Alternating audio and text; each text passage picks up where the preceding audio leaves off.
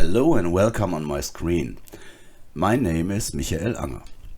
In this video I would like to show you why we have got gaps between our frameworks and the model.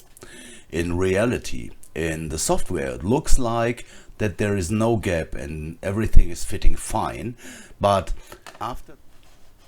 then let's see what we can do else. We again delete the constructed parts. Watch the settings.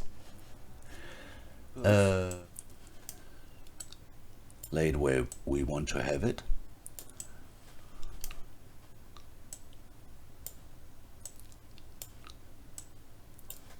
Next video, I'm yours, Michael.